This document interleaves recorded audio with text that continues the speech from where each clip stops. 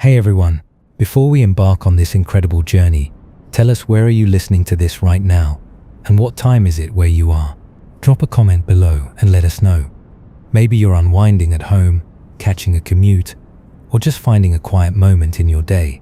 Wherever you are, take a moment to truly anchor yourself in this present moment. Feel the space around you, the light illuminating your surroundings, the very passage of time. This, you might assume, is simply how reality works. But what if I told you that the most fundamental aspect of your experience, how time flows, how distances are measured, and even how quickly you can ever move, is dictated by something astonishingly simple, yet incredibly profound: the unwavering speed of light? What if this single cosmic constant is the very architect of the reality you perceive, warping and weaving the fabric of space and time in ways our everyday senses can barely comprehend? Join us as we embark on an extraordinary exploration, peeling back the layers of existence to uncover how the universe's ultimate speed limit doesn't just describe how fast light travels, but fundamentally defines the nature of time, space, mass, and even gravity itself. We're going to challenge everything you thought you knew about motion, distance, and the passage of time, and reveal the hidden truths of a universe intricately built around the constant speed of light. Get ready to have your mind expanded and to discover your own place within a reality far more bizarre and beautiful than you ever imagined. In our last chapter, we peeled back a layer of reality and discovered the astonishing truth that time, contrary to our everyday intuition, is not an absolute, universal constant. Instead, its flow is relative, capable of slowing down for observers moving at high speeds relative to another. This phenomenon, known as time dilation, arises directly from the unwavering constancy of the speed of light. If light speed must be the same for everyone, then time itself must be flexible, stretching and compressing to accommodate this cosmic mandate. We saw how this isn't just a theoretical curiosity, but a practical reality, evidenced by the extended lifespans of fast-moving subatomic particles and the precise functioning of our everyday GPS systems. But time is only one half of the space-time coin. If time can warp, what about space itself? And if objects are moving faster, what happens to their very substance, their mass? These are the next mind-bending consequences of special relativity that we will explore, revealing just how deeply the speed of light dictates the structure of our universe. Prepare to challenge your perceptions of distance, for just as time can dilate, length can contract. When an object moves at speeds approaching the speed of light, its length, as measured by an observer who is stationary relative to the object's motion, will appear to shrink or contract in the direction of its motion. This effect is known as length contraction, and it is another direct, unavoidable consequence of the constant speed of light. Let's return to our thought experiment involving the high-speed spaceship. Imagine this spaceship, traveling at a significant fraction of the speed of light, is attempting a journey across a vast cosmic distance, perhaps between two distant stars, or simply across a measuring stick placed in space. From the perspective of an observer standing still relative to this journey, say, on a nearby planet, the spaceship will appear to be shorter in its direction of travel. If the spaceship were, for example, 100 meters long when at rest, and it zipped past at 80% of the speed of light, it would appear to be only about 60 meters long to the stationary observer. If it somehow reached 99% of the speed of light, it would appear almost flat, squashed to a fraction of its original length. Crucially, like time dilation, this is not an optical illusion, not something that can be corrected by simply changing your viewpoint or using a different lens. It is a fundamental alteration of the perceived length of the object in that particular frame of reference. The object is physically shorter from the perspective of the stationary observer. This means that if you were to somehow take a snapshot of the fast-moving spaceship, it would truly appear squashed in the direction it's traveling. Yet, and this is important to grasp, if you were inside that very fast spaceship, you would perceive no change in your own length, or the length of the spaceship around you.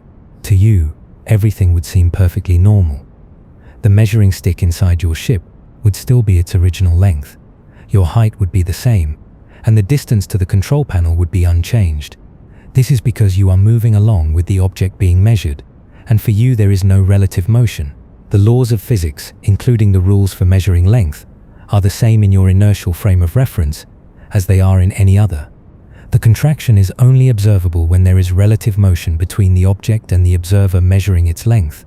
How does this astonishing phenomena arise from the constancy of light speed? Let's consider a similar scenario involving our hypothetical spaceship and a fixed distance in space. Imagine this spaceship is traveling from point A to point B, a fixed distance as measured by someone stationary relative to points A and B. For the stationary observer, the spaceship takes a certain amount of time to cover that distance.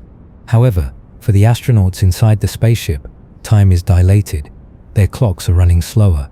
If their clocks are running slower, then for them to cover the same speed of light constant, the distance they perceive themselves covering must also shrink. Speed is distance over time. If their time is reduced, for the speed to remain constant, their perceived distance must also be reduced. This interwoven relationship between space and time, where one affects the other to keep light's speed invariant, is the heart of relativity. Think of it this way. Imagine a very long tunnel fixed to the earth. A very fast train is going to travel through it. For an observer standing next to the tunnel, the train, if it's very fast, will appear to be length contracted, meaning it looks shorter than its actual rest length. So, if the train is say 100 meters long at rest, it might appear to be only 50 meters long as it zips by. This might allow a 100-meter train to fit inside a 50-meter tunnel from the perspective of the observer on the ground. However, for the passengers inside the train, they don't experience any change in their train's length.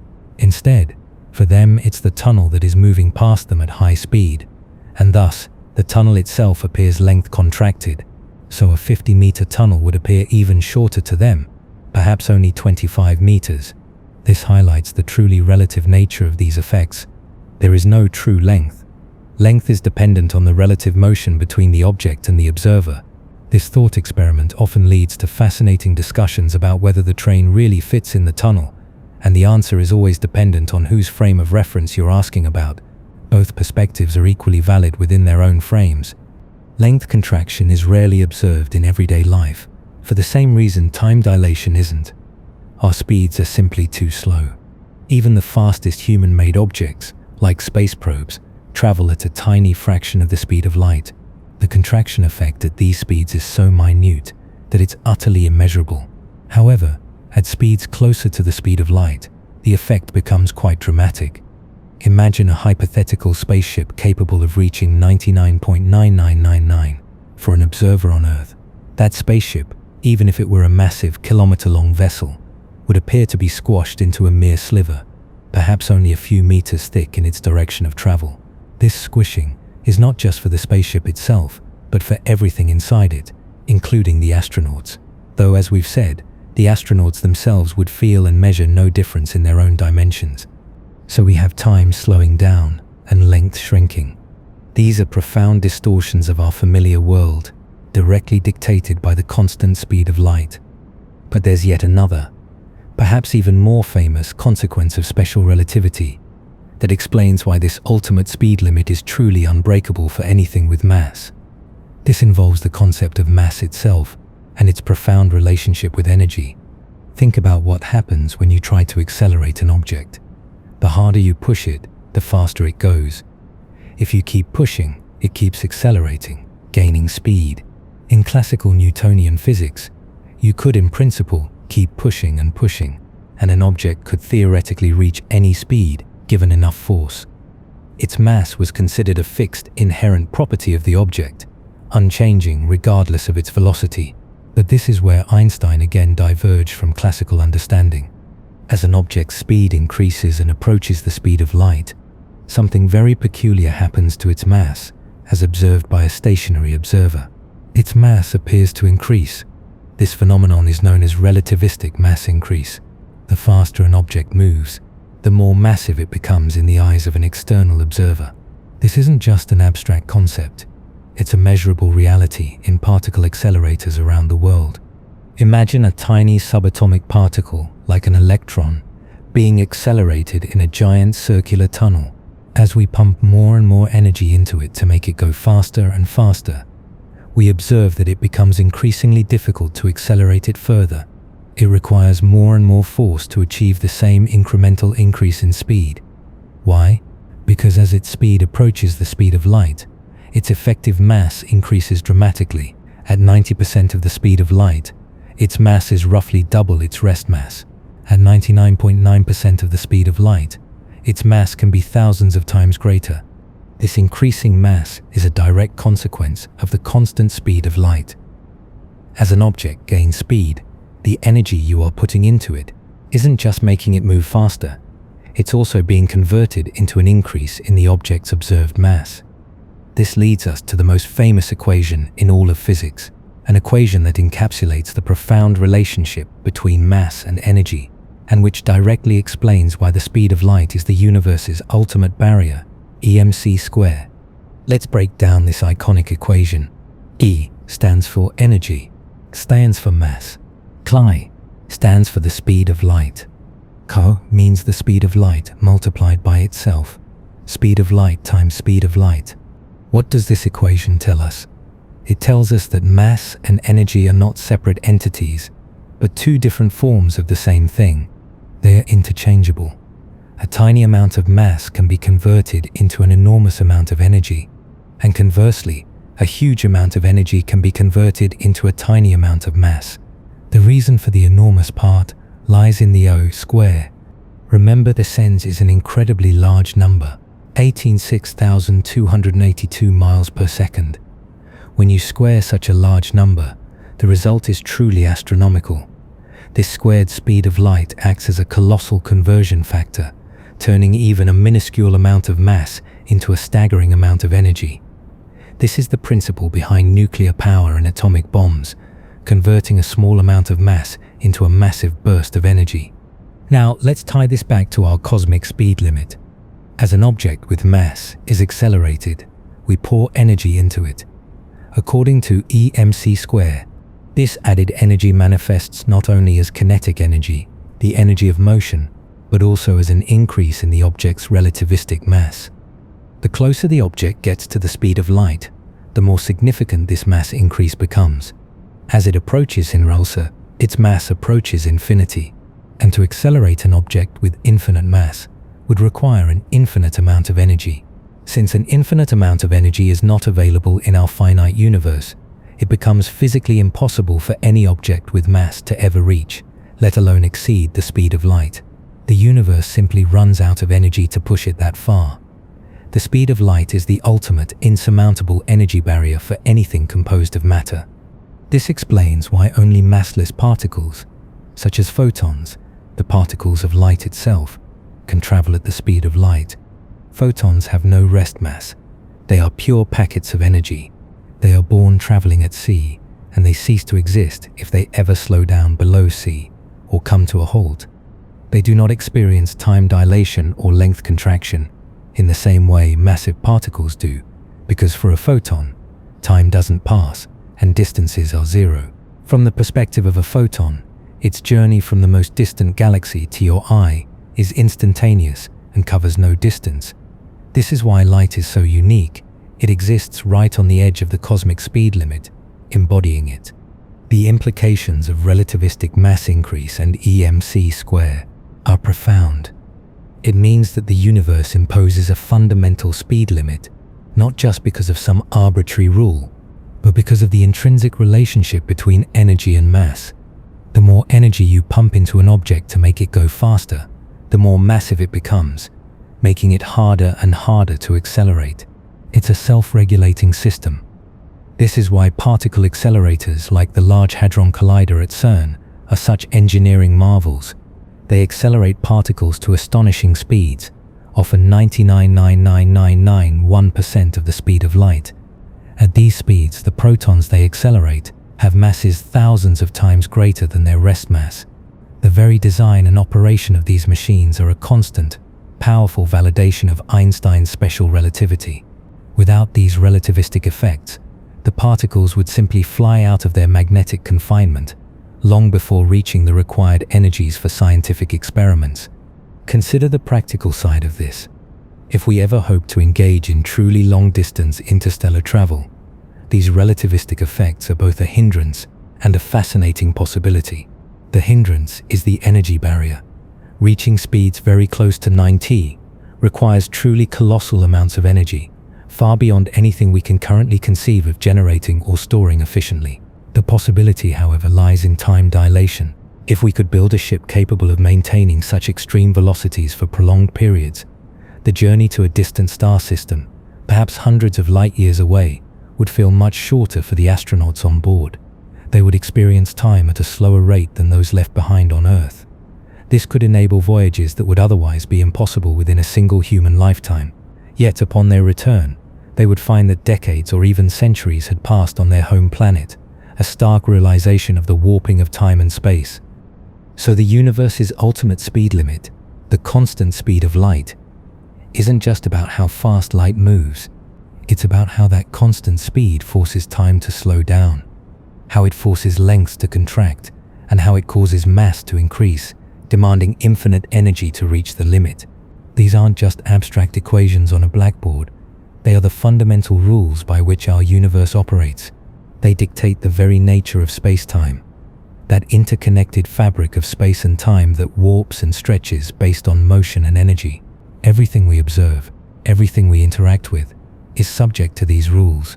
The light streaming from distant stars, the precise workings of a GPS satellite, the behavior of subatomic particles in a collider, all of it is a testament to the elegant, bizarre, and utterly profound implications of light's ultimate speed. We've now explored how the speed of light dictates the slowing of time and the shrinking of space, and the fundamental reason why nothing with mass can ever achieve this cosmic velocity.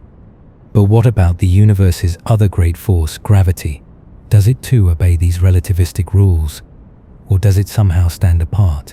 And how does the constant speed of light fit into the grander scheme of space-time, not just for objects moving at constant velocity, but for everything in the universe, including the very largest structures and the most powerful phenomena? That takes us beyond special relativity and into Einstein's even more sweeping theory, one that would redefine gravity itself and weave light's constant speed into the very geometry of the cosmos. Our journey into the ultimate speed limit continues, moving from the special to the general and revealing an even deeper understanding of the universe's most fundamental laws. The relentless constancy of the speed of light, that mind-boggling 186,282 miles per second, is far more than just a velocity. We've seen how this unwavering cosmic mandate reshapes our understanding of time, causing it to dilate and flow differently for observers in relative motion. We've grappled with the startling reality that space itself isn't a fixed, unchanging backdrop, but contracts in the direction of travel for fast-moving objects. And we've uncovered the profound, almost mystical interchangeability of mass and energy, expressed not as symbols on a page, but as the deep truth that energy equals mass multiplied by the speed of light squared, revealing why an infinite surge of energy would be required to accelerate any object with mass to light's ultimate speed. This fundamental relationship, where a tiny amount of mass can be converted into an immense amount of energy, because that incredible speed of light is multiplied by itself, thus becoming an enormous conversion factor, establishes an unbreakable barrier for anything composed of matter. These insights, gifts from Einstein's special theory of relativity, dramatically reshape our perception of motion in the absence of gravitational influence. But the universe is not an empty, flat stage. It is filled with stars, planets, and galaxies, all bound by the most familiar yet enigmatic force, gravity. Does gravity too bend to the will of light's constant speed, or does it operate under entirely different cosmic rules? This question, this profound incompatibility between the elegant framework of special relativity and the triumphant success of Newton's theory of gravity, gnawed at Einstein for another decade, culminating in an even more sweeping and revolutionary theory, the general theory of relativity. Within this grander tapestry, the constant speed of light, our ultimate cosmic speedometer, plays an even more profound and central role, revealing how mass and energy sculpt the very fabric of space-time itself. For centuries, humanity's understanding of gravity was defined by the towering genius of Isaac Newton. His law of universal gravitation, published in the late 17th century, was a triumph of scientific thought. Newton described gravity as an invisible force, a mysterious, instantaneous pull that acted across the vastness of empty space. Every object with mass, he proposed, exerted an attractive force on every other object with mass.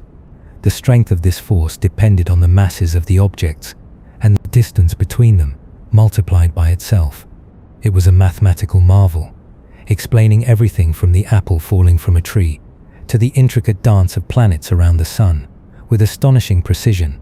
If the sun were to suddenly vanish, Newton's theory implied that Earth would instantly, in that very moment, feel the absence of the sun's gravitational pull and immediately veer off into space. This concept of action at a distance, a force acting instantaneously without any medium or time delay, was something that even Newton himself found somewhat unsettling, an unexplainable, spooky action. Yet its predictive power was so immense that it became the undisputed cornerstone of celestial mechanics. However, as special relativity took root, this Newtonian view of instantaneous gravity presented a glaring, insurmountable conflict. Special relativity, as we've explored, unequivocally states that nothing, no information, no signal, no influence of any kind, can travel faster than the speed of light. If gravity truly acted instantaneously, then a change in a gravitational field, like the sudden disappearance of a star, would be felt everywhere in the universe at precisely the same moment it happened, which directly violates the universe's ultimate speed limit set by light. This was more than a minor inconsistency.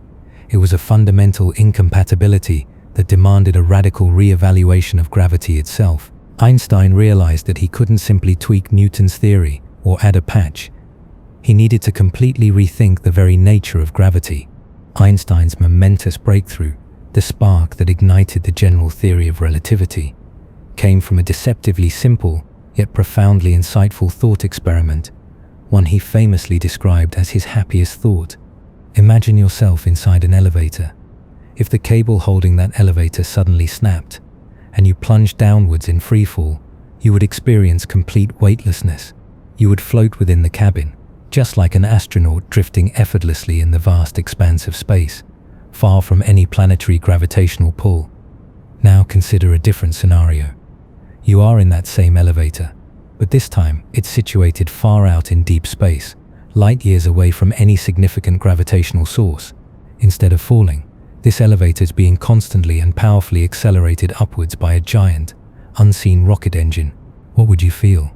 You would be pressed against the floor, experiencing a sensation identical to standing on Earth. If you released a ball, it would fall towards the floor, mimicking the effect of gravity. Einstein's profound realization was this: within the confines of that elevator, with no windows to see the outside, there is absolutely no experiment you could perform, no measurement you could take, that would allow you to distinguish between being at rest in a gravitational field, like on Earth, and being accelerated uniformly in free space. This fundamental equivalence, known as the equivalence principle, was the master key. It established an inseparable link between gravity to acceleration, which, through the principles of special relativity, directly connected gravity to the geometry of spacetime. From this astonishing equivalence, Einstein made his truly revolutionary conceptual leap.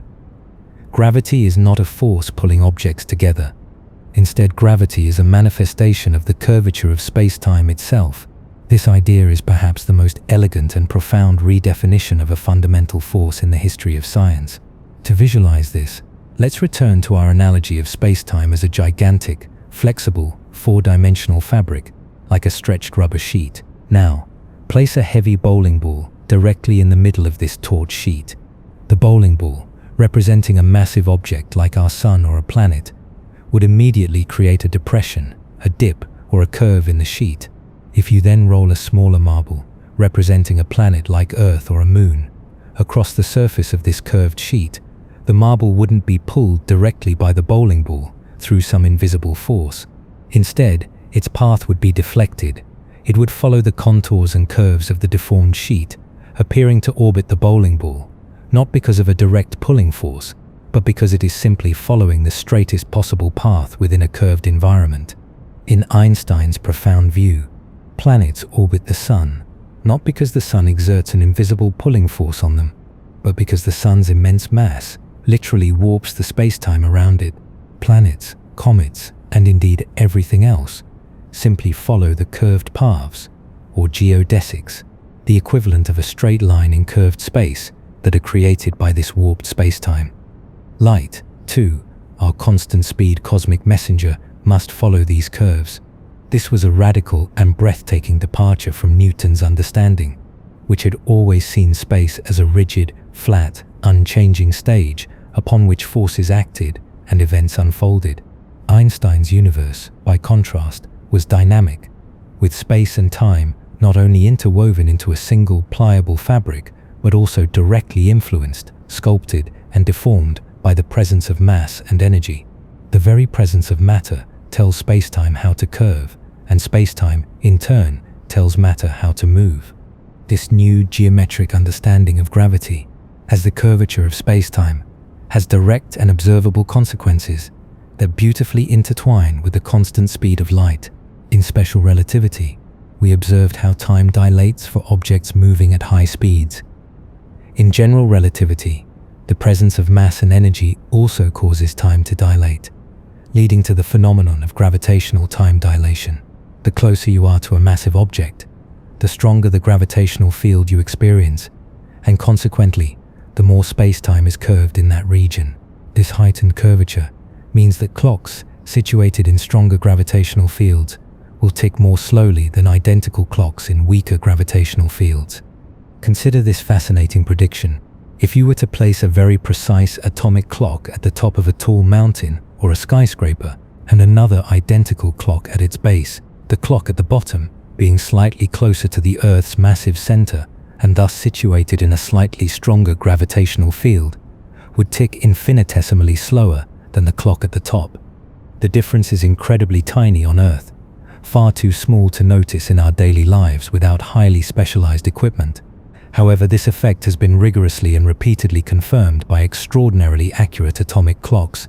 A seminal experiment, the Pound-Rebka experiment in 1959, observed this gravitational redshift of light, essentially demonstrating gravitational time dilation. More famously, the 1971 Hathaway-Keating experiment took atomic clocks on commercial airliners that circumnavigated the globe and compared their readings to clocks that remained stationary on the ground. They found time differences that precisely matched the predictions of both special relativity, due to the plane's speed, and general relativity due to the plane's higher altitude, where gravity is slightly weaker. This wasn't just theoretical speculation, it was undeniable empirical proof that time's flow is not only affected by motion, but also by the strength of the gravitational field. Every time you use GPS, you are implicitly relying on these relativistic effects, as the satellite's clocks must be constantly corrected for both their high speed and their altitude-dependent gravitational environment to provide accurate positioning. Without these adjustments, your navigation system would be off by many kilometers each day, rendering it useless. And just as gravity warps time, it also profoundly warps space itself. Light, forever committed to traveling at its constant speed, must also follow these curves and distortions in space-time. This means that light from distant stars, as it journeys across the cosmos and passes near incredibly massive objects like our Sun, will be bent, its path deviated from what would be a straight line in flat Euclidean space. Newton's theory of gravity, which conceived of light as pure energy without mass, would suggest that light should not be affected by gravity at all. But if Einstein was correct, and gravity is the manifestation of space-time curvature, then light, which always follows the straightest possible path through that curved space-time, must be deflected. It's like a flashlight beam shining across that stretched rubber sheet with the bowling ball. The beam would appear to bend as it passes the bowling ball, not because the bowling ball pulled on the light, but because the very sheet on which the light is traveling is curved. This prediction offered a crucial, observable test for general relativity. In 1919, during a total solar eclipse, a renowned British astronomer named Arthur Eddington led an expedition to observe stars whose light would pass very close to the Sun. Ordinarily, these stars would be completely obscured by the Sun's overwhelming glare, making them invisible. During the brief, dramatic totality of the eclipse, however, the Sun's disk is blocked by the Moon, allowing the faint starlight to become visible. By meticulously measuring the apparent positions of these stars during the eclipse and comparing them to their known positions when the sun was not nearby, i.e., when Earth was on the other side of its orbit, 6 months later, Eddington and his team confirmed that the starlight was indeed deflected, and, critically, the amount of deflection precisely matched the predictions made by Einstein's theory of general relativity. This dramatic and highly publicized confirmation catapulted Einstein to international celebrity status and forever fundamentally changed our understanding of gravity, confirming that gravity truly is the geometry of space-time, and that light, in its constant unwavering journey, must navigate these cosmic curves. It was a moment where observation triumphed and theoretical elegance found its proof. The most extreme and mind-boggling manifestations of this space-time curvature are perhaps the universe's most enigmatic objects, black holes. A black hole is born when an enormous amount of mass, typically the remnant of a colossal star that has exhausted its fuel and collapsed under its own immense gravity, is compressed into an incredibly, unfathomably small space. The gravitational field around such an object becomes so incredibly strong, the curvature of space-time so extreme and deep, that nothing, absolutely nothing, not even light, our fastest cosmic messenger, can escape once it crosses a certain boundary. This boundary is called the event horizon. The event horizon is often referred to as the point of no return. It's not a physical surface, but rather a boundary in space-time. Imagine light attempting to escape from a black hole. It travels at the speed of light, its constant maximum velocity, but the space-time immediately around the black hole is so steeply curved, so profoundly warped, that all paths, even those pointed directly outwards, away from the black hole, actually lead inexorably inwards. It's like being in a river, where the current near a waterfall becomes so strong that no matter how fast you paddle upstream, faster than the current itself, you are still carried downstream towards the fall. For light, it's not a mysterious pulling force from the black hole that drags it back. It's the very structure of space and time that has been so intensely bent that all future paths, all possible directions, lead only towards the black hole's singularity, its infinitely dense center. Within the event horizon, space itself is flowing inwards, faster than light can travel outwards. The constant speed of light, the universe's ultimate limit, paradoxically becomes the speed at which everything, including light, is inexorably drawn inwards, trapping it forever. For an observer watching from a safe distance, far from the black hole's gravitational embrace, time appears to slow down dramatically for anything approaching a black hole's event horizon. An astronaut falling towards a black hole would, from an external observer's perspective, appear to slow down as they approach the horizon, becoming redder and redder due to light waves stretching as they climb out of the deep gravity well, a phenomenon known as gravitational redshift, until they seem to freeze in time, becoming infinitely dim and never quite appearing to cross over the event horizon. This is because the light signals they emit take progressively longer and longer to escape the deeper gravitational well, until they take an infinite amount of time. From the perspective of the falling astronaut, however, their experience is very different. They would feel time passing normally, accelerating rapidly towards the black hole's center, crossing the event horizon without feeling anything particularly unusual at that precise boundary, at least not yet, before the immensely powerful and differential tidal forces rip them apart into individual atoms, a process known as spaghettification, as they near the singularity. This extreme gravitational time dilation is a direct and chilling consequence of space-time curvature and the constancy of light speed, a chilling testament to the power of gravity to warp time. The insight that gravity is the curvature of space-time, rather than an instantaneous force, also elegantly resolves the conflict with special relativity regarding information transfer. Gravitational influences don't propagate instantaneously across the universe. Instead, changes in a gravitational field, like the sudden disappearance of a star or the violent collision of two black holes, propagate as ripples in the fabric of space-time itself. These ripples are known as gravitational waves, and they are predicted by general relativity to travel at precisely the speed of light. If our sun were to suddenly vanish today, an impossible scenario, but a useful thought experiment, we wouldn't instantly fly off into space. We would continue to orbit the empty space where the sun used to be for approximately 8 minutes, the exact time it takes for the light from the sun to reach us, and also the precise time it takes for the gravitational ripple of the sun's disappearance to reach us.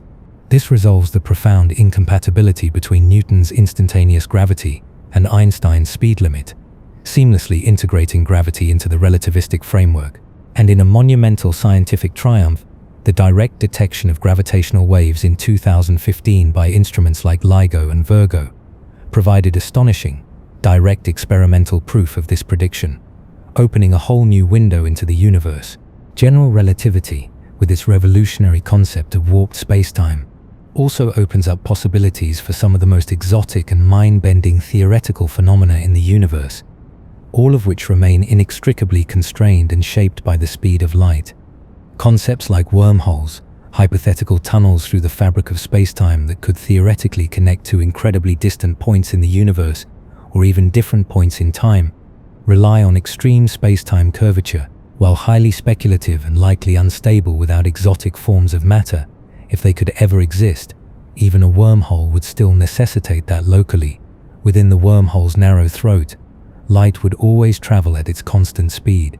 Its purpose would not be to make light or anything else travel faster than light speed through space, but rather to shorten the distance light has to travel by effectively folding space. Similarly, the theoretical warp drive famously popularized by the Alcubierre drive concept aims to achieve faster than light travel, not by moving a spaceship faster than light through normal space, which is impossible, but by effectively distorting space-time around the spaceship. It envisions compressing space in front of the ship and expanding space behind it, so that the ship itself remains stationary within a local bubble of normal space, while the bubble itself moves at superluminal speeds relative to an external observer. Again, within the bubble, light still travels at its constant speed. These are tantalizing, albeit highly speculative and deeply challenging, ideas that continuously push the boundaries of our understanding of what space-time can do, always dancing around that ultimate speed limit. They are testaments to the fact that while the speed of light is an unbreakable local speed limit, the nature of space-time itself might offer clever ways to navigate vast cosmic distances within human timescales by manipulating the cosmic highway rather than breaking its speed limit. So the speed of light is not merely a number that represents a specific velocity. It is the fundamental constant that defines the interwoven relationship between space and time, the very nature of space-time itself. It is the absolute speed at which all information travels throughout the cosmos. It is the precise speed at which gravity's influence propagates as ripples. It is the ultimate constant that shapes the very geometry of the cosmos, dictating how massive objects curve space-time, how clocks tick faster or slower depending on their gravitational environment, and how light itself bends around stars, is gravitationally redshifted by immense objects, and is ultimately trapped within the inescapable grasp of black holes. The universe's ultimate speed limit is not just a barrier to motion, it is the fundamental architect of reality, defining the majestic dance of galaxies, the violent birth and serene death of stars, and the very fabric of our existence. Its unwavering constancy is the bedrock upon which the most profound and successful theories of modern physics are built, from the tiniest subatomic particles zipping through giant colliders to the grandest, most sprawling structures of the cosmos. Understanding the speed of light is not just understanding how fast things go, it's understanding the fundamental rules of the cosmic game. We have journeyed from the mundane concept of speed to the extraordinary insights of special and general relativity, all illuminated by the unwavering beacon of light's constant speed. We have witnessed how time and space twist and bend, how mass and energy are intrinsically intertwined, and how gravity itself is but a sublime manifestation of curved space-time, all rigorously constrained and elegantly defined by that ultimate, absolute cosmic velocity. Now, as we approach the culmination of our exploration, we must ponder what all of this means for our place in the universe. What are the true frontiers and profound limitations that this ultimate speed limit imposes on humanity's aspirations for exploring the cosmos, communicating across its vastness, and ultimately understanding our very purpose within it? The story of light speed is far from over, as its implications stretch to the very edges of our known universe and beyond, touching upon the deep philosophical questions of existence and our capacity to journey through the ultimate cosmic highway. We have traversed an incredible intellectual landscape, delving deep into the very fabric of reality to understand the universe's ultimate speed limit. Our journey began with the simple, intuitive concept of how things move, only to lead us to the astonishing revelation that light, our most constant companion, possesses a truly extraordinary quality. Its speed, that precise value of approximately 186,282 miles per second, is absolute and unwavering for every observer, regardless of their own motion relative to the light's source or its destination. This fundamental truth, meticulously revealed through clever experiments and then elegantly formalized by Albert Einstein in his special theory of relativity, shattered centuries of ingrained assumptions about the absolute nature of time and space. We then ventured into the mind-bending consequences of this constancy, the profound reality of time dilation, where clocks moving at high speeds tick slower than stationary ones, causing fast-moving particles to live longer and requiring intricate adjustments for our everyday GPS systems. We grappled with the astonishing phenomenon of length contraction, where objects appear to shrink in their direction of motion when observed from a different reference frame, creating curious paradoxes of perspective.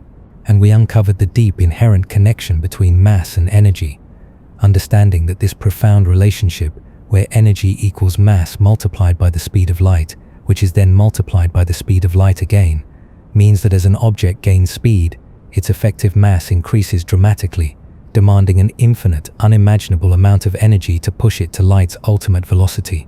This firmly establishes an unbreakable barrier for anything composed of matter, ensuring that the speed of light remains an exclusive domain for massless particles like light itself. Our exploration then deepened as we delved into general relativity, where Einstein unveiled gravity not as a mysterious, instantaneous force, but as the very curvature of spacetime itself, a dynamic, pliable fabric warped by the presence of mass and energy. We saw how this curved spacetime gives rise to gravitational time dilation, where clocks run slower in stronger gravitational fields, a verifiable effect that impacts high-precision technologies and defines the bizarre physics around black holes. We learned how this cosmic curvature bends light itself, leading to majestic phenomena like gravitational lensing, where distant galaxies appear distorted, and ultimately to the terrifying, inescapable maw of black holes, where spacetime is so profoundly curved that nothing, not even light, can escape. Now, as we bring our discussion to its culmination, we must ask, what does all of this truly mean for us, for humanity as a species, and for our place in this vast, speed-limited cosmos? What are the profound, tangible implications of an unbreakable speed limit, and how does it shape our present, our aspirations for the future, and our very philosophical understanding of the universe and our existence within it? The constant speed of light, this single fundamental law of reality, acts as a cosmic crossroads, defining both our incredible opportunities for discovery and our inherent, undeniable limitations. It is the gatekeeper of the universe's secrets, doling out information at its own, unhurried yet incredibly swift pace. One of the most immediate and impactful implications of the speed of light is its role as the ultimate communication limit. In our modern interconnected world, we are accustomed to information traveling almost instantaneously. Fiber optic cables crisscross continents and ocean floors, carrying internet data at speeds incredibly close to the speed of light, enabling video calls and real-time interactions across vast distances on Earth with barely perceptible delays. Satellites relay phone calls and broadcasts around the globe, making the world feel small. But as we venture beyond our planetary home into the truly immense reaches of space, this limit imposed by the speed of light becomes a profound, unavoidable constraint. Consider our robotic explorers, the probes we send to other planets in our own solar system. When we transmit commands to a rover on Mars, it takes several minutes for that signal to traverse the interplanetary void and reach its destination, and then another several minutes for the probe's acknowledgement or data to travel back to us, depending on the planet's ever-changing alignment in their orbits. A detailed, back-and-forth conversation with an astronaut living on Mars would inevitably involve frustrating pauses of many minutes between questions and answers, making real-time dialogue, as we experience it on Earth, utterly impossible. This isn't a problem of insufficient bandwidth or outdated technology. It is a fundamental physical barrier imposed by the speed of light, a universal speed limit for any form of information. This communication delay becomes even more dramatically evident when we contemplate interstellar distances, the vast gulfs between star systems. The nearest star system to our own, Alpha Centauri, is approximately 4.3 light-years away. What does light-years mean in this context? It means that if we were to send a radio message, a pulse of laser light, or any form of signal towards any hypothetical civilization orbiting Alpha Centauri, it would take a staggering 4.3 years for our message to travel across that immense cosmic void and reach them. And then, assuming they somehow immediately understood and responded, it would take another 4.3 years for their reply to make the return journey and get back to us on Earth. A full exchange of communication, a single question and answer, would span more than 8.5 years. This is not a technological hurdle that we can overcome with faster computers, more sensitive antennae, or more powerful transmitters. It is an inherent, unyielding physical barrier. Any information, any signal, any influence we send into space cannot, under the known laws of physics, travel faster than light. This means that the concept of truly real-time communication across vast interstellar distances, a staple of science fiction narratives, is by the very laws of our universe, physically impossible. We are, in essence, isolated islands of information in the cosmic ocean, able to communicate only at light's incredibly swift yet ultimately limited pace. This profoundly affects our ongoing search for extraterrestrial intelligence. If intelligent life exists elsewhere in our galaxy or beyond, it is highly improbable that we will ever engage in a rapid, spontaneous conversation with them.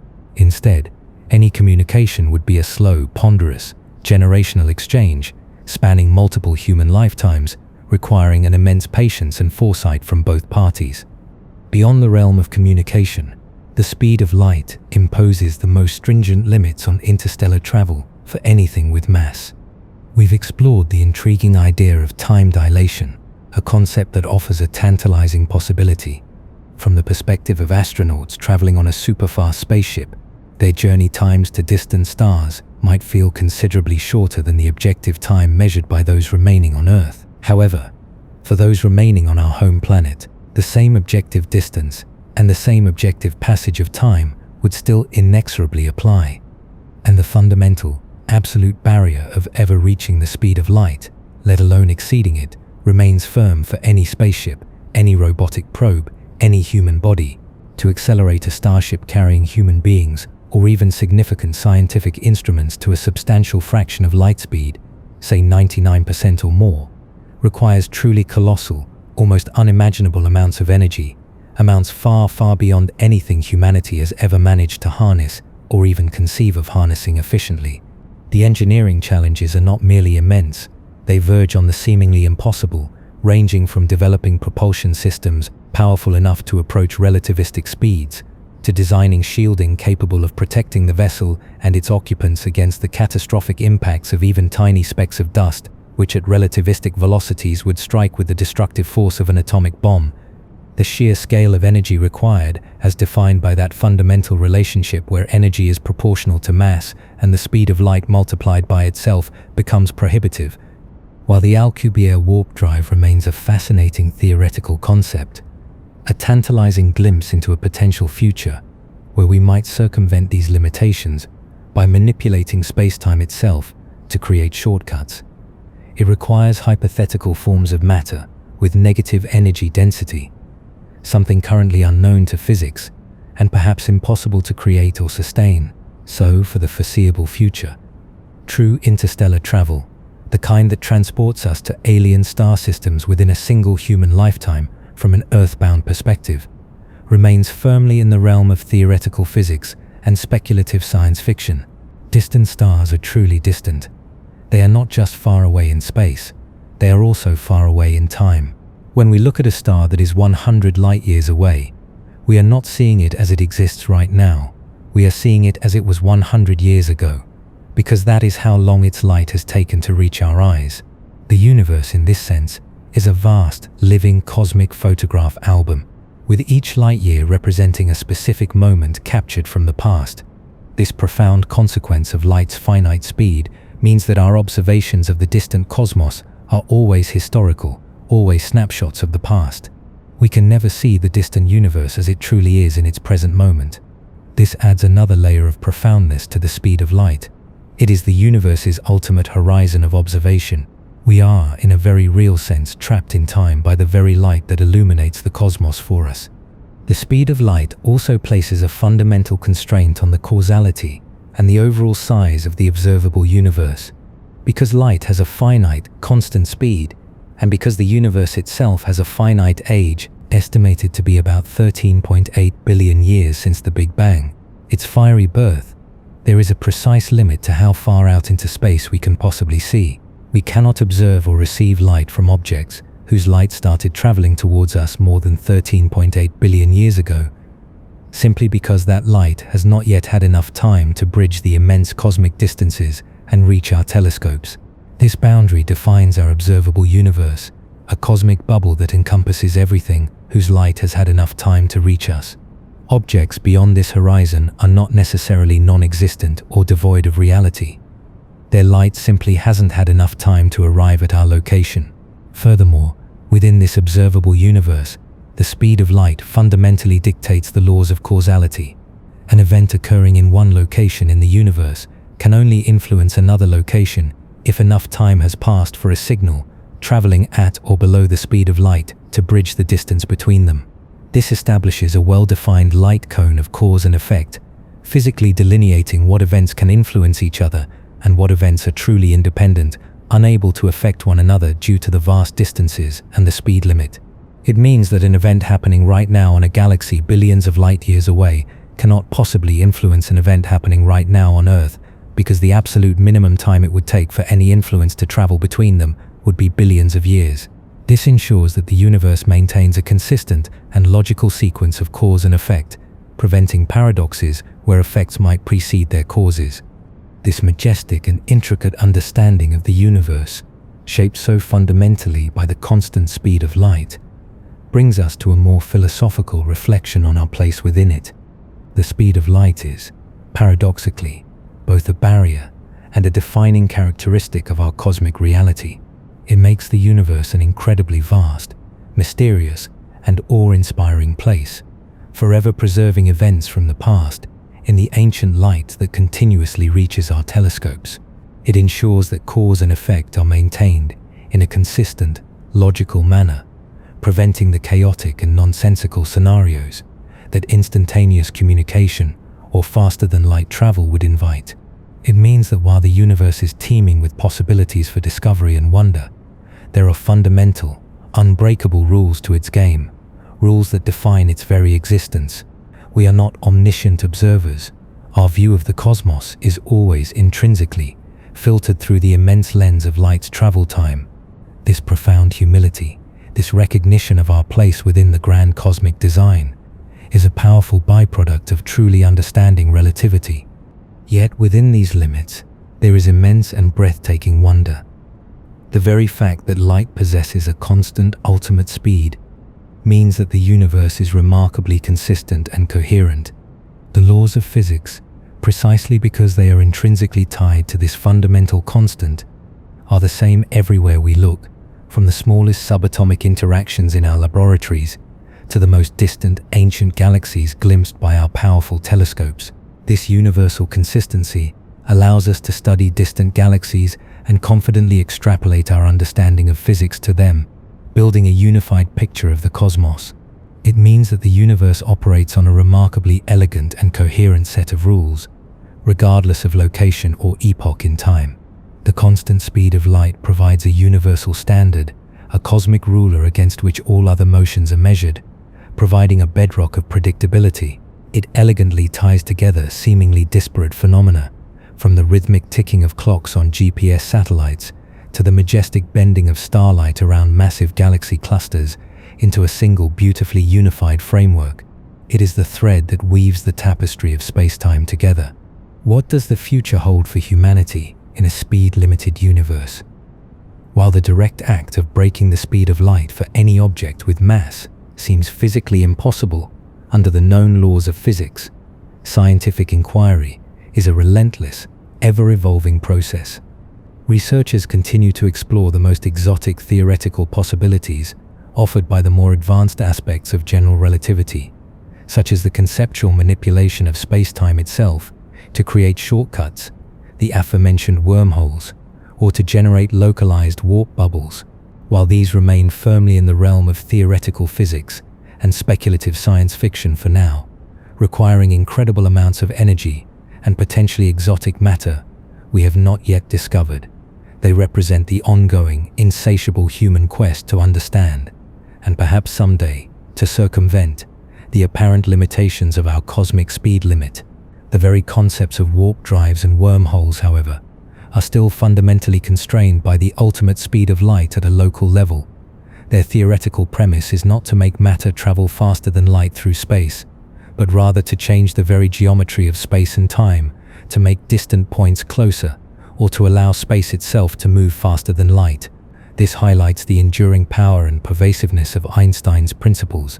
Even the most imaginative future technologies must ultimately conform to the universe's most fundamental rules, with the speed of light standing as the ultimate, unyielding constant that dictates all interactions within the fabric of reality.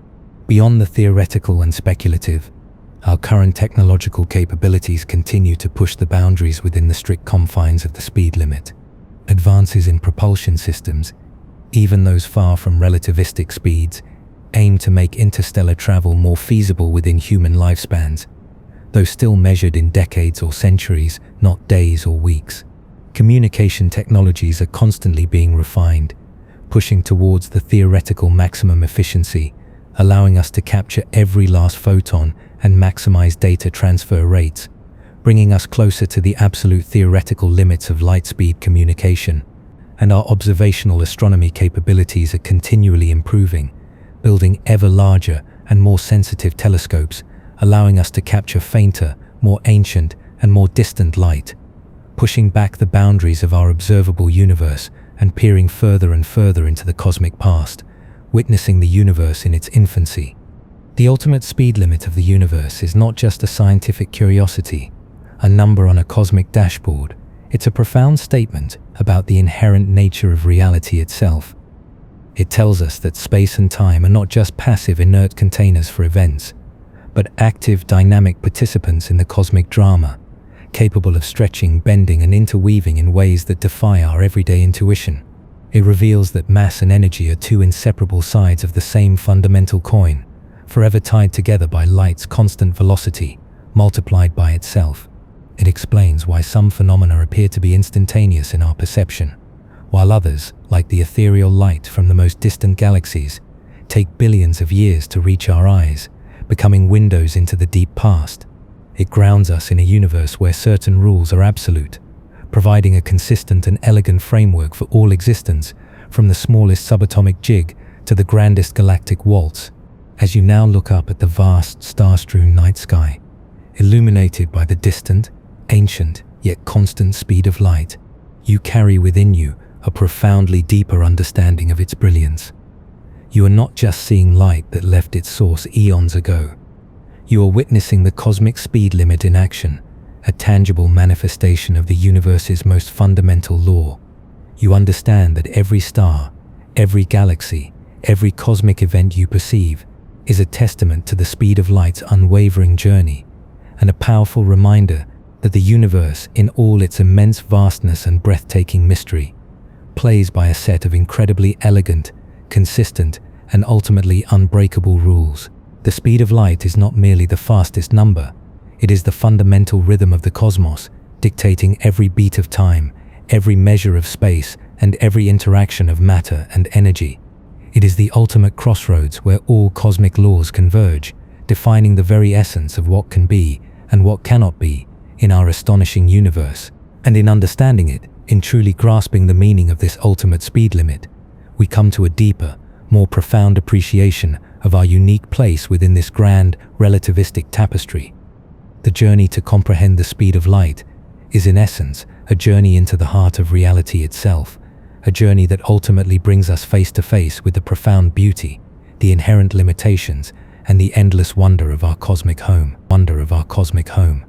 We established that no matter how fast you are moving or in what direction, And no matter how fast the source of the light is moving, every observer in the universe will measure light traveling at the exact same incredible speed of approximately 186,282 miles per second. This seemingly simple postulate shattered centuries of Newtonian physics, which had assumed that speeds were always additive and that space and time were absolute and unyielding. Einstein proposed that if the speed of light remains constant for everyone, then our intuitive, everyday notions of time and space must be flexible. They must be able to stretch and compress. This profound realization opened the door to the most mind-bending consequences of special relativity, consequences that truly reveal what the speed of light means for the very fabric of our universe. And the first, most astonishing consequence we will explore is the phenomenon known as time dilation. Prepare yourself, for our everyday experience of time is about to be challenged. We live our lives under the assumption that time flows uniformly for everyone. A minute is a minute, an hour is an hour. Whether you're sitting still, walking down the street, or flying in an airplane, our watches all tick at the same rate. Our calendars advance in lockstep. This absolute flow of time felt so self-evident that it was largely unquestioned for centuries. But Einstein's theory forces us to abandon this comforting illusion. It tells us that time is not a universal, absolute constant. Instead, time is relative. It can and does tick at different rates for different observers, depending on their relative motion. Specifically, for an observer in motion relative to another, time will appear to slow down. To understand how this happens, let's revisit one of Einstein's favorite tools, a thought experiment. Imagine a special kind of clock, a light clock. This isn't your grandfather's grandfather clock with swinging pendulums or a digital display. This clock consists of two parallel mirrors placed facing each other with a single pulse of light bouncing back and forth between them. Each tick of this clock is one complete round trip of the light pulse, from the bottom mirror to the top mirror and back again. Since we know the distance between the mirrors and we know the constant speed of light, we can precisely calculate how long one tick of this light clock takes. It's a perfect fundamental clock, as its operation relies solely on the unchanging speed of light. Now let's put this light clock to the test. Imagine you are in a stationary laboratory, holding your light clock, watching its pulse of light bounce up and down. You measure the duration of one tick. Simple enough. Now, imagine a friend zipping past your laboratory in a very, very fast spaceship. A spaceship traveling at a significant fraction of the speed of light, say 80% of SAF. Your friend is also carrying an identical light clock, perfectly synchronized with yours when they began their journey. From your perspective in the stationary lab, what do you observe about your friend's light clock as their spaceship zooms past? For the light pulse in your friend's clock to travel from the bottom mirror to the top and back, it no longer simply travels straight up and down. Because the entire spaceship is moving horizontally, the light pulse from your perspective has to travel a diagonal path, a longer path, to hit the mirrors. Think of it like this. If you were throwing a ball straight up and down on a moving train, someone standing on the platform would see the ball follow a parabolic arc, a curved path that is longer than the straight up and down path you observe inside the train. Similarly, the light pulse in your friend's moving clock travels a longer diagonal distance as seen by you. But here's the crucial part. The core of Einstein's genius. The speed of light is constant for everyone. The light pulse in your friend's clock, even though it's traveling a longer diagonal path from your perspective, must still be traveling at the speed of light. 68. If it has to travel a longer distance at the same constant speed, what does that imply about the time it takes? It must take more time. Therefore, from your stationary perspective, your friend's moving light clock ticks more slowly than your own stationary light clock. Each tick of their clock takes longer in your frame of reference. This isn't an optical illusion or a trick of perception. This is a fundamental reality. Time itself is slowing down for the moving observer, as viewed by the stationary observer. This phenomenon is called time dilation. If your friend's clock is ticking more slowly, it means that time itself is passing more slowly for your friend relative to you. For every minute that passes for you in your stationary lab, perhaps only 30 seconds have passed for your friend in the super-fast spaceship. And here's the kicker. For your friend inside the spaceship, everything seems perfectly normal. Their light clock ticks at its usual rate, their heart beats at its usual pace, and their own watch keeps perfect time with their internal perception of time. They don't feel time slowing down for them. The laws of physics are the same for them as they are for you. It's only when you compare their clock to yours, from different frames of reference, that the difference becomes apparent. This is the essence of relativity. Everything is relative to the observer's frame of reference. Let's re-emphasize this point because it's truly profound. Time dilation is symmetrical in a way, but the slowing down is observed by the one who is not in the moving frame. If your friend could look back at your clock as they zoomed away, they would observe your clock ticking slower than theirs. This seemingly paradoxical symmetry is resolved by understanding that for one person to truly experience less time than another, there must be a change in reference frames, typically involving acceleration or a return journey. For example, in the famous twin paradox, if one twin goes on a very fast space journey and returns, they will indeed have aged less than their twin who remained on Earth. This is because the traveling twin experienced acceleration and deceleration, which means they were not always in an inertial, non-accelerating frame of reference, unlike the Earthbound twin. The true asymmetry comes from who undergoes the acceleration and changes their inertial frame. The effects of time dilation are not noticeable in our everyday lives because we simply don't move fast enough. The difference in clock rates only becomes significant at speeds approaching the speed of light. For a jet plane flying at hundreds of miles per hour, the time dilation effect is infinitesimally small, utterly imperceptible to human senses, or even standard clocks. The effect is measured in billionths or trillionths of a second, but for particles moving at 99% or 99.9% of the speed of light, the effects become dramatically obvious. Take, for instance, subatomic particles called muons. Muons are created naturally in Earth's upper atmosphere when cosmic rays collide with air molecules. They are unstable and have a very short lifespan, about 2.2 microseconds millionths of a second, when they are at rest. This means that if you created a muon in a laboratory and it just sat there, it would decay into other particles in roughly 2 millionths of a second. Given their short lifespan and the speed at which they travel, they are created at extremely high speeds, close to the speed of light. Classical physics predicts that very few of them should ever reach the Earth's surface from where they are created high in the atmosphere. Even traveling at nearly the speed of light, 2.2 microseconds, is only enough time to cover a few hundred meters. Yet scientists observe a huge number of muons reaching the Earth's surface, far more than classical physics could ever account for. The explanation for this discrepancy lies precisely in time dilation.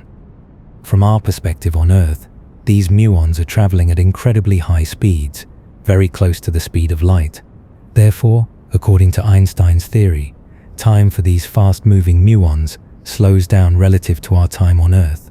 Their internal clocks, the processes governing their decay, tick more slowly.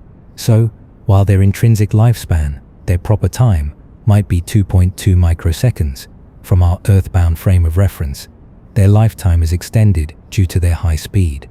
They effectively live longer from our perspective, allowing them to travel much greater distances and reach the Earth's surface in large numbers.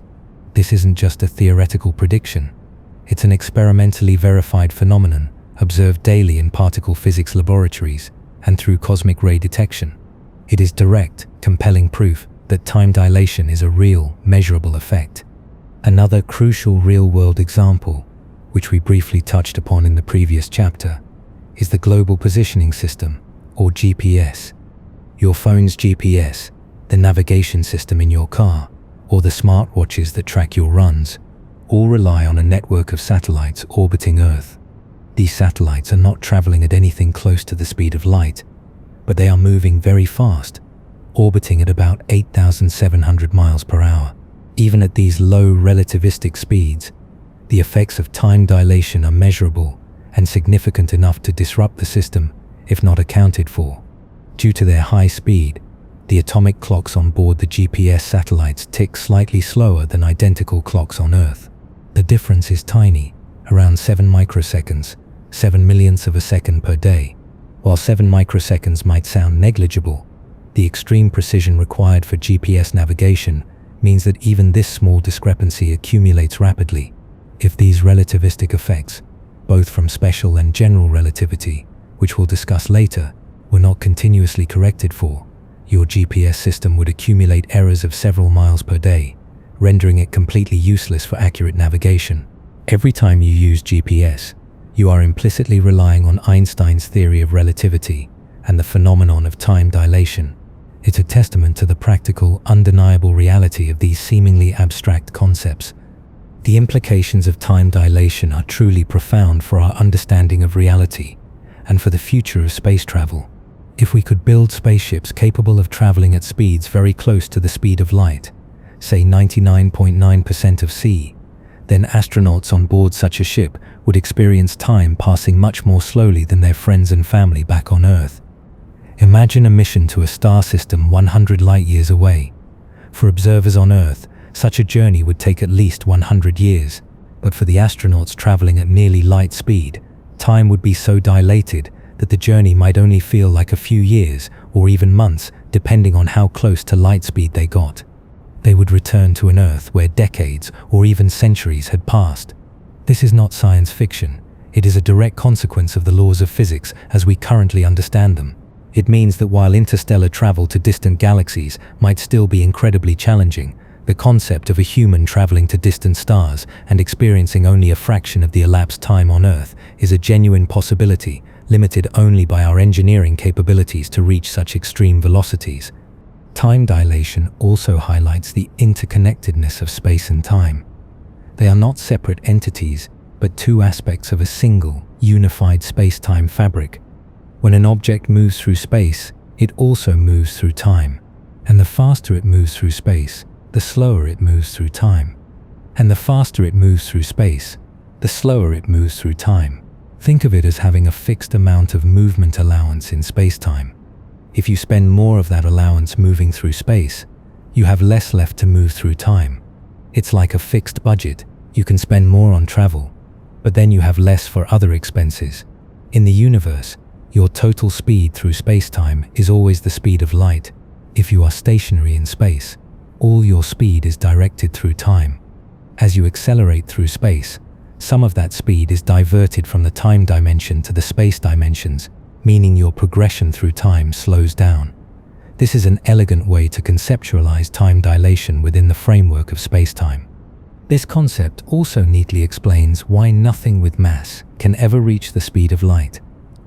If an object with mass were to reach the speed of light, time for that object, from an external observer's perspective, would have to completely stop. This would require an infinite amount of energy to achieve, as its mass would also become infinite, a concept we will explore in the next chapter. The universe has built-in mechanisms directly derived from the constancy of light speed to prevent anything from breaking this ultimate velocity barrier. The speed of light is not just a destination. It's an asymptote, a limit that can be approached but never quite reached by anything composed of matter. So the next time you glance at your watch, remember that its ticking is not an absolute universal rhythm. It's relative. It's ticking in your specific frame of reference. And if you were to somehow accelerate to an extreme velocity, that ticking would slow down relative to someone stationary. This isn't just an abstract mathematical curiosity. It's a fundamental truth about how our universe works, a truth that emerges directly from the unwavering nature of light itself. The speed of light is the cosmic governor, dictating not only how fast things can move through space, but also how fast time itself can tick. It's a reminder that our universe is far more dynamic and interconnected than our everyday perceptions suggest, a place where time can stretch and bend, a direct consequence of that ultimate cosmic speed limit. The implications of this warping of time are just one part of the astonishing dance that space, time, mass, and energy perform under the baton of light's constant speed. As we continue our journey, we will see how space itself also plays its part in this relativistic ballet, shrinking and expanding in ways that defy common sense but perfectly align with the universe's ultimate speed limit. We left off with a profound puzzle, a stubborn anomaly that was vexing the brightest minds in physics at the dawn of the 20th century. We had discovered that light was incredibly, impossibly fast, capable of circling the Earth over 7 times in a single second. We had, after centuries of speculation and ingenious experimentation, measured its precise velocity. Yet the most astounding finding wasn't its speed, but its constancy. No matter how fast you moved, no matter in what direction you shone a flashlight, and no matter how fast or in what direction the source of the light was moving, light always, invariably, traveled at the exact same speed, approximately 186,282 miles per second, or nearly 300,000 kilometers per second. This finding, unequivocally demonstrated by experiments like Michelson and Morley's, flew directly in the face of our everyday experience and the established Newtonian laws of motion, which dictated that speeds should always be relative. If you throw a ball forward on a moving train, its speed relative to the ground is the sum of the train's speed and your throwing speed. Why didn't light behave that way? Why was its speed always the same for every observer, regardless of their own motion? This was the perplexing question, the crack in the foundation of classical physics that needed a revolutionary answer. Enter a young, relatively unknown patent clerk in Bern, Switzerland, named Albert Einstein. In 1905, often referred to as his annus mirabilis, or miracle year, he published a series of groundbreaking papers, one of which was titled On the Electrodynamics of Moving Bodies. This paper, written without any complex mathematics that would have stumped the average reader, introduced what we now call the special theory of relativity, and at its very heart, its bedrock foundation, were two incredibly simple yet utterly radical postulates or assumptions. The first was the principle of relativity itself, which stated that the laws of physics are the same for all observers in uniform motion, that is, observers who are not accelerating. This was a concept that had roots in Galileo and Newton, essentially meaning that if you're in a windowless room, you can't tell if you're moving at a constant speed or standing still. There's no absolute rest frame in the universe. The second postulate, however, was the truly revolutionary one, the answer to the Michelson-Morley mystery and the cornerstone of the universe's ultimate speed limit. This postulate simply stated that the speed of light in free space, a vacuum, is the same for all inertial observers, regardless of the motion of the source or the observer. Let's unpack that. Imagine two spaceships. One is sitting still in space, the other is zipping past it at half the speed of light. Now imagine both ships switch on their headlights. According to our everyday intuition, the light from the moving ship's headlights should appear to travel faster to a stationary observer because it's already got the ship's speed added to it. But Einstein said no. Both observers, the one on the stationary ship and the one on the moving ship, and any observer watching from afar, would measure the light from both sets of headlights as traveling at precisely the same constant speed of light. This is the absolute, unyielding truth of the universe, according to Einstein. This seems impossible, doesn't it? It goes against everything our common sense tells us. Our intuition is built on a world of slow-moving objects where distances and times are absolute and unchanging. If a car drives past you at 60 mph and shoots a tennis ball forward at 20 mph, you see the ball move at 80 mph. This is how we perceive velocities combining. But with light, Einstein said, this simple addition of velocities doesn't apply. The speed of light is like no other speed. It is unique. It is a cosmic constant, a universal speedometer reading that never budges. It's not just a maximum speed. It's a fixed, fundamental speed, ingrained into the fabric of reality itself. It's not just a speed limit. It's the speed for light. To grasp the profound implications of this seemingly simple statement, let's use a thought experiment, a favorite tool of Einstein's. Imagine you are standing on a train platform, watching a very fast train go by. On this train, a person is holding a powerful laser pointer and shines a beam of light directly forward along the direction of the train's motion. Now, according to your everyday intuition, you might expect the speed of the laser light, as you measure it from the platform, to be the speed of light plus the speed of the train. If the train is going, say, half the speed of light, and the laser light is traveling at its constant speed, shouldn't the light from the train's laser be effectively going 1.5 times the speed of light, as seen by you on the platform? But Einstein's second postulate declares that this is absolutely not the case.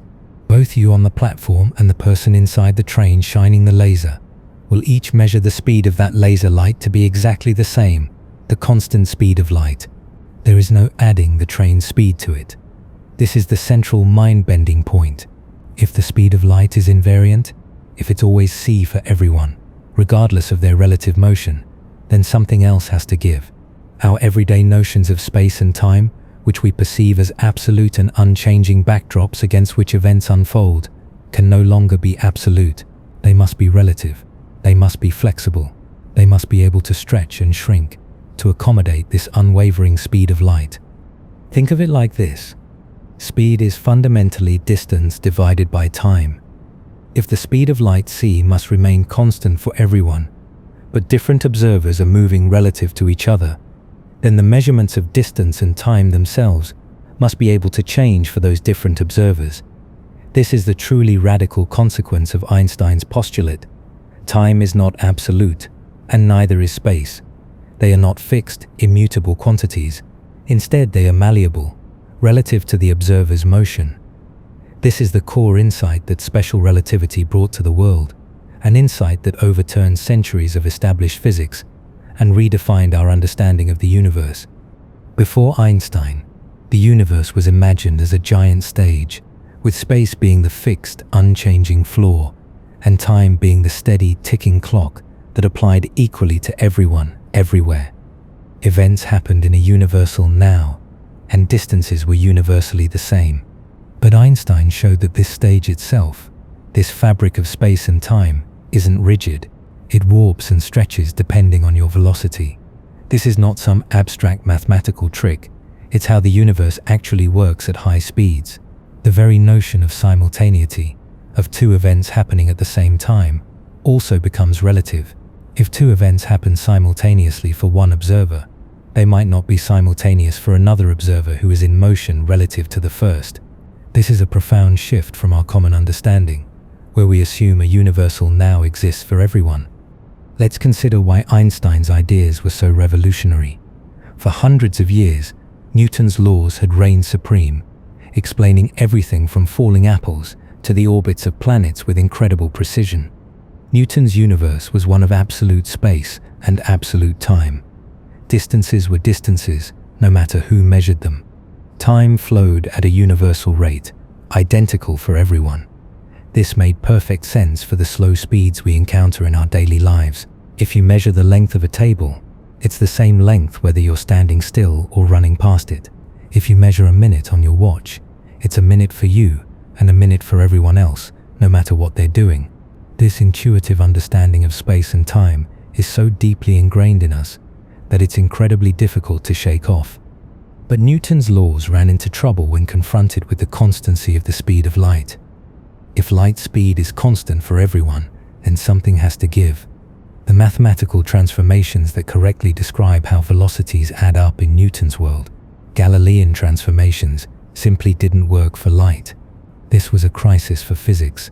Scientists proposed various fixes, like the idea that objects somehow contracted in the direction of motion, or that clocks slowed down.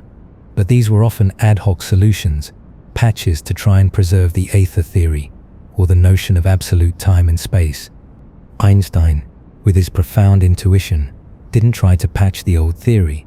He took the experimental result, the constant speed of light, as a fundamental truth, a new axiom of the universe.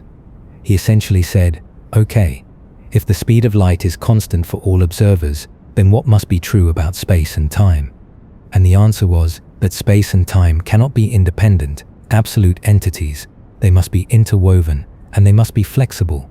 This radical leap of thought led to his formulation of special relativity.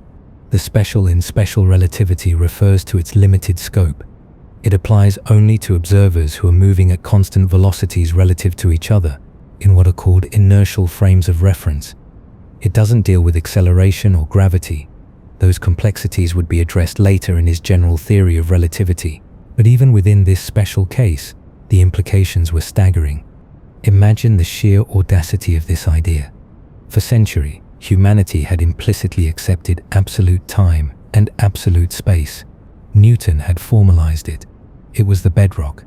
And here was a young man challenging it all, not with complex experimental equipment or centuries of accumulated data, but with elegant thought experiments and a deep understanding of logical consistency.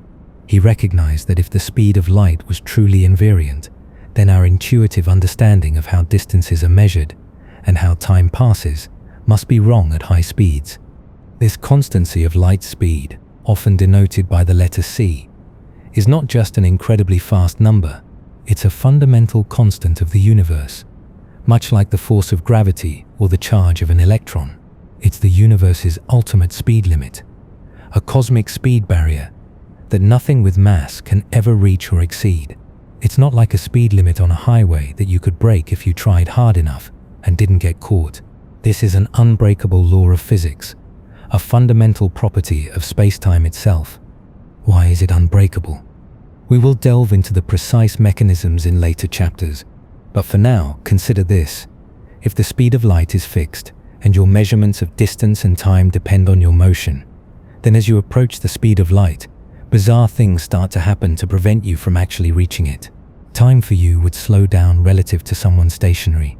Distances in your direction of motion would appear to shrink, and perhaps most crucially, your mass would seem to increase, making it harder and harder to accelerate you further, demanding an ever-increasing, indeed infinite amount of energy to push you that final increment towards the speed of light. This is why light itself, which is composed of massless particles called photons, can travel at c, but anything with even a tiny amount of mass cannot. The implications of Einstein's second postulate extend far beyond theoretical physics. It underpins much of modern technology. For example, the Global Positioning System, or GPS, which guides our cars and phones, relies on extremely precise timing signals from satellites orbiting Earth. These satellites are moving very fast relative to us on the ground. If their clocks weren't adjusted for the effects of special relativity and general relativity, which we'll discuss later, their timing would be off by many thousands of nanoseconds per day, leading to positional errors of several miles. Without Einstein's insights, your GPS would send you wildly off course. This is not abstract theory. It's a practical, everyday necessity. Particle accelerators, where subatomic particles are revved up to speeds incredibly close to the speed of light, also routinely confirm the predictions of special relativity. The particles' lifetimes extend, their masses increase, and their energy requirements soar, precisely as Einstein predicted. So the core insight of this chapter is deceptively simple. The speed of light is constant for everyone, but this simple constancy forces a complete re-evaluation of space and time. They are not fixed backdrops, they are dynamic elements, inextricably linked, forming a single fabric called space-time. And how this fabric warps and stretches in response to motion is what gives rise to the truly mind-bending phenomena we'll explore next. How your clock can tick differently than someone else's, how distances can shrink, and why the speed of light is the universe's ultimate and unyielding speed limit, a boundary that forever shapes our understanding of cosmic travel and the very structure of reality. The stage is no longer absolute. The stage itself is part of the play, changing and flexing with every movement. This is the revolutionary foundation laid by Albert Einstein, a foundation built on the unshakable truth of light's constant speed. We are no longer just measuring the fastest thing. We are beginning to understand how that speed fundamentally dictates the rules of our cosmic existence. The cosmic speedometer doesn't just read a number, it is the rule book. Imagine, if you will, the fastest thing you can possibly conceive. Perhaps you picture a sleek supersonic jet slicing through the sky, leaving a thunderous roar in its wake. Or maybe your mind conjures a powerful rocket, its engines blazing as it punches through Earth's atmosphere, destined for the stars. These are indeed marvels of human engineering, testaments to our ingenuity in pushing the boundaries of velocity. They represent the pinnacle of speed in our everyday lives, speeds that can make the world a blur outside a window or shrink vast distances into mere hours. We understand, intuitively, what fast means when we're talking about a car hurtling down a highway or a sprinter exploding from the starting blocks. Speed is, at its most fundamental level, simply a measure of how much ground something covers in a certain amount of time. If you drive 60 miles in an hour, you're going 60 miles per hour. If a runner covers 100 meters in 10 seconds, they're going 10 meters per second. It's a straightforward concept, ingrained in our daily experience, a part of our perception of the world around us. We measure speed in all sorts of contexts: the flow of water in a river, the rate at which a computer processes information, even the pace of our own thoughts. It is a concept so ubiquitous, so woven into the fabric of our existence, that we rarely stop to consider its deeper implications, its ultimate boundaries. But now, I want you to stretch your imagination further, much, much further, beyond the roar of a jet engine, beyond the fiery ascent of a rocket. I want you to imagine something so unbelievably quick, so extraordinarily swift, that it doesn't just push the boundaries of velocity, it defines them. It sets the ultimate, unbreakable speed limit for our entire universe, a fundamental constant that dictates how time flows, how space behaves, and even how energy and matter are intrinsically linked. This cosmic speed limit is the subject of our exploration, and its ultimate enforcer is something we encounter every single day, something so commonplace we rarely stop to think about its astonishing properties: light. Think for a moment about light. It travels from the sun to our eyes in just over 8 minutes. That seems fast, doesn't it? In that short span, light crosses 93 million miles. To put that into perspective, if you could drive a car at a constant 60 miles per hour, that journey would take you a staggering 177 years, an entire human lifetime and more. So yes, light is undeniably fast. We use it constantly to see the world around us, to communicate across vast distances through fiber optics, to illuminate our homes and cities. Yet for thousands of years, humanity had no real idea how fast light actually was. Was it instantaneous, appearing everywhere at once the moment it was produced? Or did it travel at some incredibly rapid but finite speed, just so fast that our senses couldn't possibly detect the delay? Ancient philosophers pondered this, with some, like the revered Greek philosopher Aristotle, believing light was instantaneous, that it was simply a state of presence rather than a moving entity. Others, such as Empedocles, another Greek philosopher, suggested it traveled, albeit incredibly quickly, proposing a journey through space, even if that journey was imperceptibly swift. The very concept of measuring something so fleeting and ubiquitous, something that seemed to arrive everywhere simultaneously, seemed almost impossible to grasp, let alone measure with the tools of antiquity. The first truly serious and documented attempts to measure the speed of light came much later, in the 17th century, driven by the burgeoning scientific revolution and the development of more precise observational techniques. The famous Italian scientist, Galileo Galilei, ever the experimentalist and a pioneer of the scientific method, tried a rather ingenious, though ultimately unsuccessful method. He and an assistant positioned themselves on 2 different hilltops, separated by about a mile. Each had a lantern with a shutter.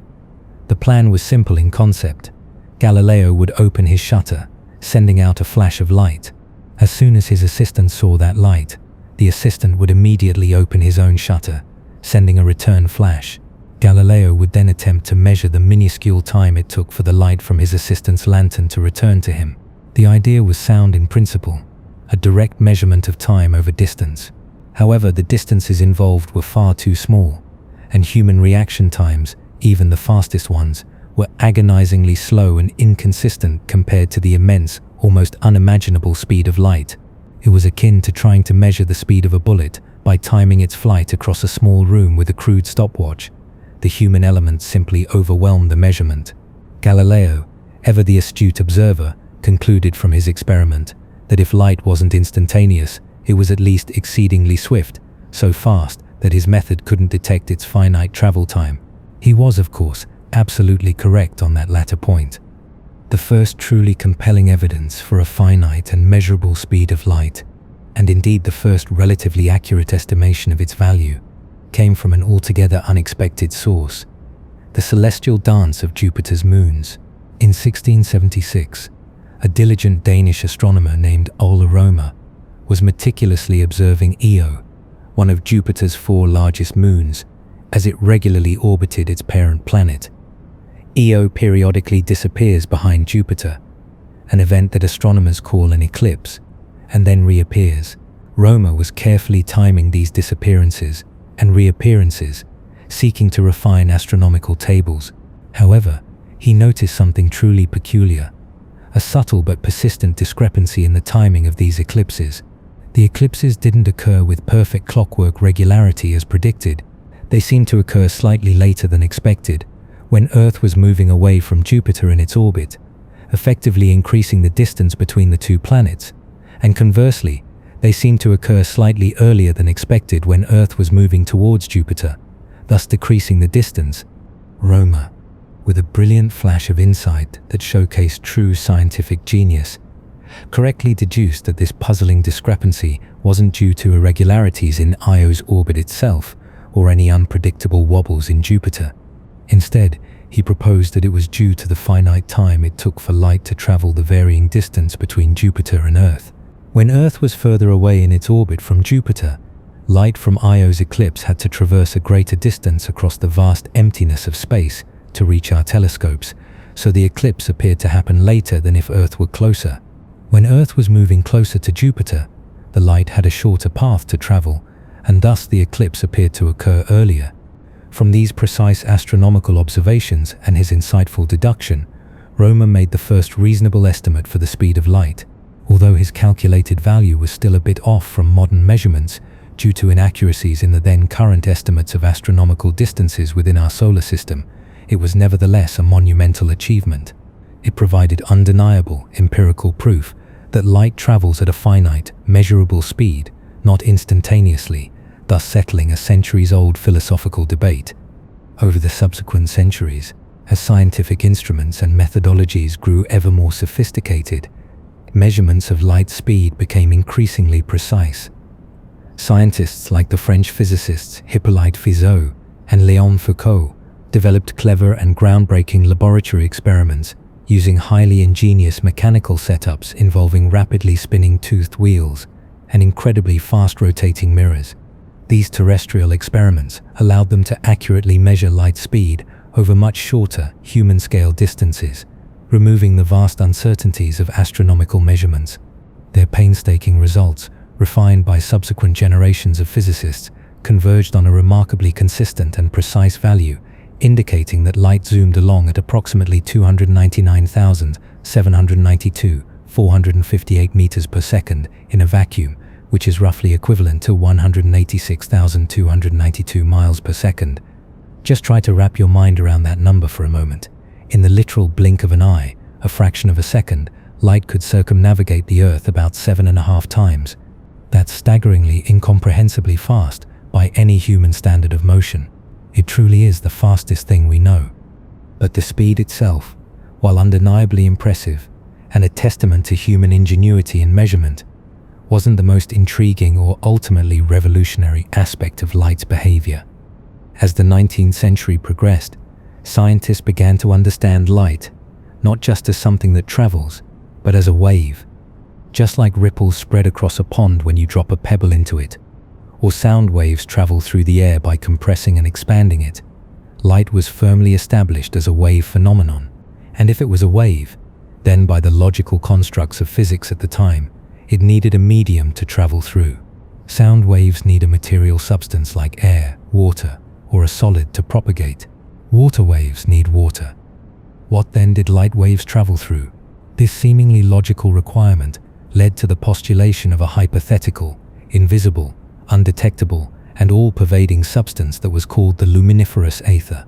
Scientists imagined this aether as a kind of cosmic, incredibly rigid, yet completely transparent and frictionless jelly or fluid that filled all of space, permeating everything, providing the necessary scaffolding or medium for light to propagate its vibrations. It made perfect intuitive sense within the Newtonian framework of the universe. If light was a wave, there had to be something waving within. The existence of this proposed aether led to a very specific and testable prediction. If the Earth was indeed moving through this stationary, universal aether, which it certainly was, hurtling through space as it orbited the Sun at a considerable velocity, then light traveling in the direction of Earth's motion should appear to travel slightly faster relative to an observer on Earth, and light traveling against Earth's motion should appear to travel slightly slower. It would be analogous to swimming in a river. If you swim downstream with the current, you effectively go faster relative to the riverbank, and if you swim upstream against the current, you go slower. Many meticulous and brilliantly conceived experiments were designed to detect this aether wind, to measure these tiny subtle differences in the speed of light, depending on Earth's direction of travel through this invisible medium. The most famous and, in retrospect, profoundly impactful of these experiments was conducted in the late 1880s by two American physicists, Albert Michelson and Edward Morley. Their apparatus, an incredibly sensitive instrument known as an interferometer, was specifically designed to detect these minute variations. It worked by splitting a beam of light into two paths, sending them along perpendicular arms, reflecting them off mirrors, and then recombining them. If the speed of light differed along these paths due to the Earth's motion through the aether, the recombined light waves would be slightly out of phase, creating a telltale interference pattern. This pattern, a series of light and dark fringes, would shift as the apparatus was rotated, indicating the presence and direction of the aether wind. Michelson and Morley spared no effort in their precision. Their instrument was so sensitive it could detect even the slightest changes in light speed. They conducted their experiments repeatedly, meticulously, at different times of the year, when Earth's velocity and thus its supposed velocity relative to the aether would vary significantly, and with the apparatus oriented in every conceivable direction. The results, however, were utterly baffling and, to the scientific community of the time, profoundly disappointing.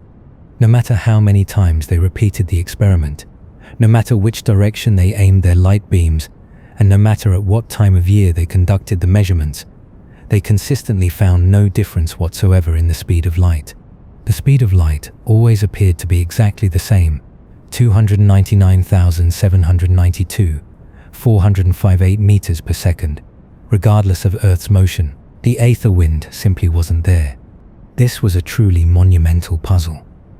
The Michelson-Morley experiment was, in essence, a spectacular failure in its initial goal of detecting the aether, but an even more spectacular success in revealing something fundamentally profound and unexpected about the universe. It implied, with startling clarity, that the aether simply didn't exist, or at least that light didn't need it to travel, and more importantly, it implied that the speed of light was invariant. It wasn't relative to anything, it was constant for all observers, regardless of their own motion. This finding was absolutely revolutionary, because it directly contradicted our everyday intuition, and more significantly, it contradicted the well-established laws of classical physics at the time, particularly Isaac Newton's mechanics. Newton's laws had successfully described a universe where speeds were always relative. Consider our earlier example.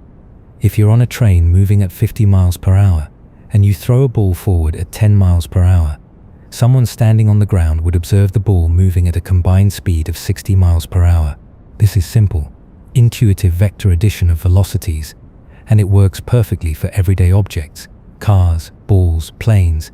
But if light speed was always the same for everyone, regardless of their motion, then this simple addition of velocities couldn't possibly apply to light. If you shone a flashlight forward on that same 50 miles per hour train, the light beam wouldn't travel at 50 miles plus the speed of light. It would simply travel at the speed of light, period, for both someone on the train and someone on the ground. Something was fundamentally different about how light behaved, something that shattered the very foundation of classical mechanics. This problem, this stubborn refusal of light to obey the intuitive rules of relative speed, was the deep, unsettling mystery that permeated physics at the turn of the 20th century. It was a problem that demanded a radical new way of thinking, a complete re-evaluation of our most basic, deeply held assumptions about space, time, and motion, concepts that had seemed absolute and unchangeable since Newton's time. It was a problem that demanded a genius to solve it, and that genius would emerge in the form of a young, imaginative patent clerk who looked at the universe with fresh eyes, unafraid to challenge long-held beliefs, unafraid to dismantle the very framework of reality as it was then understood. He would take this baffling constancy of light speed and elevate it from a puzzling experimental anomaly to a foundational principle of the cosmos. He would show us that the universe's ultimate speed limit wasn't just a fast number, it was a cosmic law that dictated the very fabric of reality, bending and twisting time and space in ways previously unimaginable. And that, dear listener, is where our next chapter truly begins. As we step into the extraordinary mind of Albert Einstein and witness his dazzling insight, we are on the threshold of understanding not just what the speed of light is, but what it truly means for us, for the universe, and for the very nature of existence itself. Prepare to have your perceptions of time and space profoundly altered, for the journey has only just begun. The fastest thing in the universe isn't just fast, it's a key to unlocking the deepest secrets of reality. Its unwavering speed is the fundamental heartbeat of the cosmos, setting a rhythm that everything else must obey,